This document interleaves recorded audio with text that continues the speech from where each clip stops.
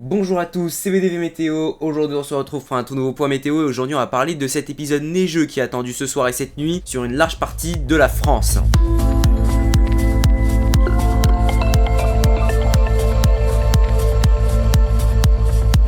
Météo France place l'Île-de-France en vigilance orange pour neige et verglas pour cette nuit de samedi à dimanche avec 8 départements en alerte, l'ensemble de l'Île-de-France concerné par une vigilance orange. La vigilance pourrait être éventuellement étendue aux régions du Nord pour la nuit, donc peut-être qu'il va y avoir une réactualisation. L'Île-de-France passe d'ailleurs en alerte orange à partir de 21h ici pour les Yvelines. La Seine-et-Marne passe en alerte orange à partir de seulement 23h. Actuellement, nous voyons la perturbation qui va concerner la France qui arrive actuellement du côté de l'ouest du pays. Elle entre déjà dans la Normandie, elle arrive progressivement dans l'air froid, c'est-à-dire que progressivement, plus elle va avancer par ici du côté de la Normandie, plus elle va se transformer en neige. Pour l'instant, les températures sont encore assez chaudes entre guillemets, enfin trop chaudes pour trouver de la neige. Parfois peut-être qu'il neige déjà. Vous le voyez malheureusement, il n'y a pas encore d'observations de neige qui sont faites actuellement du côté de l'intérieur de la Bretagne et la Normandie. Il va falloir attendre encore un petit peu. Mais pour les régions les plus à l'est, vous voyez que les gelées ont été généralisées toute la journée, notamment ici entre l'Île-de-France, la Champagne, mais aussi dans l'Alsace. Vous voyez qu'il y a encore des panoplies de -2, de -3, de -4 degrés et aucun dégel du côté de Paris également, avec des températures qui flirtent avec les 0 degrés. Cette perturbation, elle continue de rentrer dans les terres et au contact de l'air froid dans les prochaines heures. Donc dès 18h, 19h, la neige devrait commencer à se mettre à tomber du côté de la Normandie et progressivement, la neige va continuer de se transformer, de devenir de plus en plus une neige lourde du côté de la région de Chartres, mais aussi de l'intérieur de l'Île-de-France, le nord, à partir de 20h, 22h, où là la neige va commencer à tomber de manière assez battante. Et puis au fur et à mesure du temps, ces neiges modérées vont gagner la capitale en continuant donc de se transformer en neige encore plus lourde.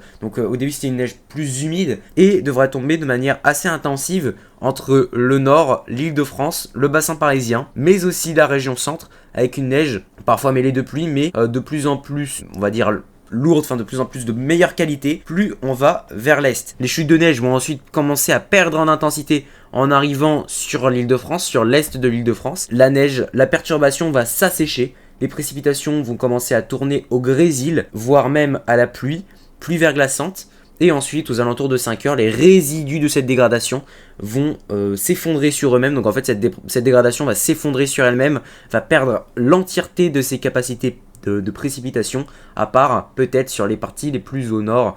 Donc notamment ici, la Champagne. Vous voyez qu'il y a quelques résidus qui stagnent ici sur l'Île-de-France, mais globalement, ce sera du grésil ou alors de la neige en grains, ou alors des pluies verglaçantes sur la capitale pour la fin de nuit. Il y a des zones qui ne sont pas concernées par la neige. Pourquoi ? Parce qu'en fait la masse d'air chaude arrive trop vite en altitude, enfin l'air plus doux, le front chaud. Et c'est pour cela qu'à partir notamment de 5h, 6h du matin, la perturbation va se transformer plutôt en grésil, voire peut-être en pluie verglaçante sur les sols qui seront enneigés ou alors gelés. Donc attention au risque de pluie verglaçante. Qu'est-ce que donne la dernière prévision d'Arome ? Vous le voyez, elle donne à peu près la même chose avec cette perturbation qui s'effondre sur elle-même en traversant l'Île-de-France, donc l'ouest de l'Île-de-France, davantage concerné que l'est de l'Île-de-France, mais paradoxalement, l'ouest de l'Île-de-France concerné par de la neige plus humide, plus lourde, peut-être plus de grésil, peut-être plus de pluie et neige mêlée, alors que l'est de l'Île-de-France sera concerné par de la neige plus sèche, de meilleure qualité, qui pourrait largement mieux tenir au sol. Donc c'est pour ça qu'il y a pas mal de disparités entre l'est et l'ouest de l'Île-de-France. Du côté des cumuls, donc neige plus gros pelle, donc gros pelle c'est toutes les précipitations hivernales. Donc attention, ça ne représente pas du tout la couche finale au sol, ça prend pas en compte non plus le tassement, la fonte, la difficulté à tenir. Donc là c'est vraiment la quantité de précipitations hivernales, neige roulée, donc neige humide, le grésil, donc tout ce qui est les copeaux de glace, le gros pelle, donc tout ce qui est pluie, neige mêlée, enfin tout ce délire. Comme vous le voyez, les cumuls devraient atteindre parfois 5 à 7 cm sur une large partie de l'ouest de l'Île-de-France, la Normandie, en remontant jusqu'au nord, également sur le Limousin. Sur le centre Val-de-Loire, vous voyez qu'il y a plus de difficultés, parce qu'en fait la perturbation ici est modélisée comme étant un peu plus sèche, et donc moins de précipitations. Et comme vous le voyez, en traversant l'Île-de-France et en arrivant vers l'est, il y a de moins en moins de précipitations de type neigeuse, de tout type. Et maintenant on va passer uniquement à la neige, donc la vraie neige, et là vous voyez que ben, la différence est moindre. Il y a moins de précipitations neigeuses, c'est normal.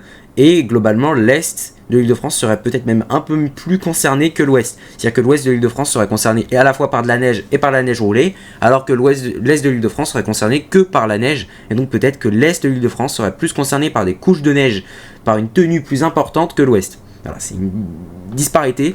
Au final, finalement, l'entièreté de la région serait largement concernée par un temps neigeux. Ensuite, on va voir d'autres modèles. Le modèle Icon. Le modèle Icon qui, lui, voit également l'effondrement de cette perturbation. Et au final, pareil, hein, le nord-est, pas du tout concerné. Peut-être quelques pluies verglaçantes ici, modélisées en orange. Au niveau des cumuls, ce modèle voit ici, donc cumul neige et gropelle, uniquement donc de l'Île-de-France jusqu'au nord, donc il voit même pas sur le Massif central, il ne voit même pas sur le Limousin, et là lui il voit, vous voyez, entre 1, 3, 4, 5 cm. Par contre pour la neige au sol, couche de neige, là vous voyez que c'est plus compliqué. Sur la large partie de l'Île-de-France, vous voyez qu'il y aurait que 1 à 2 cm, peut-être un petit peu plus sur le nord. Vous voyez qu'au niveau de la quantité de neige sur certains modèles, c'est un petit peu compliqué de voir la quantité de neige qui pourrait tomber. Alors ça c'est pour le modèle Icon. Le modèle UCMO qui lui voit également de la neige, vous voyez que pareil, ça s'essouffle sur l'Île-de-France, mais également vous pouvez voir que la pluie prend le relais de la neige plus rapidement, étant donné que la masse d'air chaude, plus douce en altitude, arrive beaucoup plus rapidement sur ce modèle.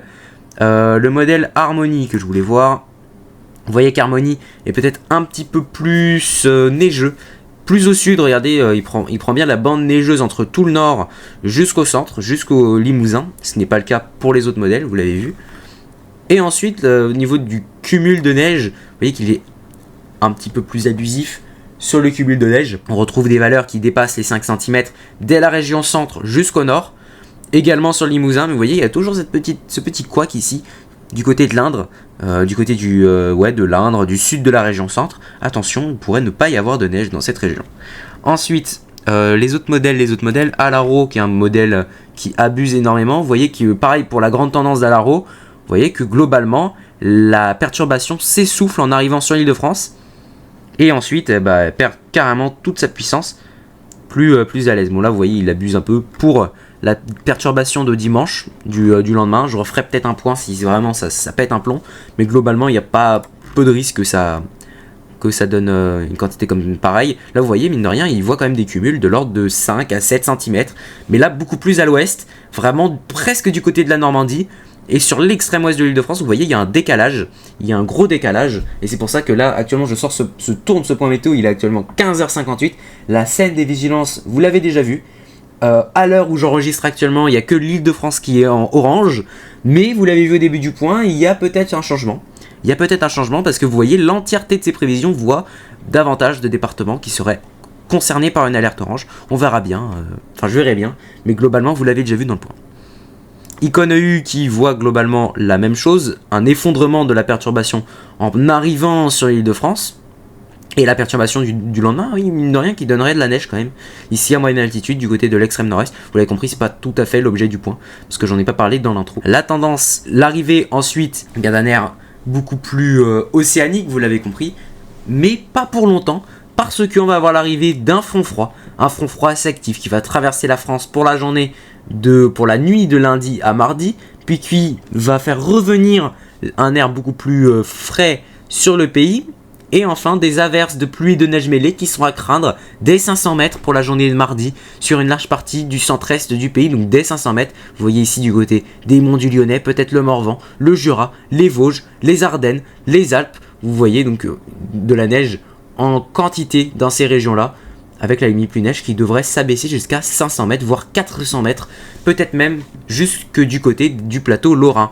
Et ensuite, on attend le regonflement d'un puissant anticyclone entre l'anticyclone des Açores qui va faire remonter sa dorsale ici jusqu'à la Scandinavie, vous voyez, avec un puissant anticyclone en blocage, et ce pour pas mal de temps, peut-être même jusqu'à la mi-décembre. En tout cas, on verra bien dans un futur point qui va sortir, je pense, d'ici une petite semaine, un point météo de grande envergure, puisqu'il va s'agir d'une tendance pour l'entièreté du mois de novembre, et on va voir que cette tendance anticyclonique est visible et surtout assez fiable malheureusement, car il y a un certain nombre de paramètres qui voient bien un scénario anticyclonique assez robuste et fiable sur l'ensemble du mois de décembre.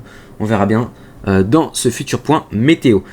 Également, on a le début de cette période qui pourrait entrevoir une cassure de l'anticyclone. Je vais vous montrer pourquoi. Parce qu'ici, nous avons un anticyclone groenlandais qui pourrait gagner en puissance, avec ici un blocage scandinave. Donc peut-être que l'anticyclone ici des Açores pourrait remonter plus au nord du côté de la Scandinavie pour la mi-décembre. Et là alors, avec l'anticyclone groenlandais, il pourrait y avoir une intrusion froide en même temps qu'un anticyclone scandinave qui nous pousse un Moscou pareil. Alors là, peut-être qu'il pourrait y avoir un cocktail gagnant pour le mois de décembre. On verra bien.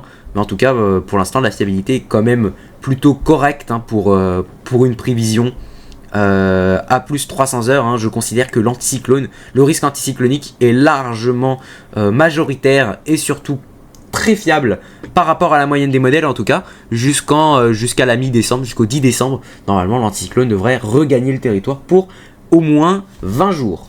Voilà, malheureusement, c'est pas une tendance qui est réjouissante, mais c'est une tendance qui est réaliste. Au niveau des masses d'air, des températures, vous voyez, la masse d'air sera encore très douce, trop douce, mais les gelées pourraient se généraliser sur le pays en raison tout simplement que l'air froid soit complètement stacké sous l'anticyclone. Alors c'est un anticyclone hivernal, donc globalement le temps serait assez couvert. Donc là il voit un beau temps, c'est normal, c'est GFS, il a du mal avec ça. Mais globalement on devrait retrouver un temps très très couvert sur le pays. Donc avec de la grisaille du matin au soir et des températures très homogènes sur l'ensemble du territoire. Donc ça c'est pour ce qui est envisagé pour le mois de décembre.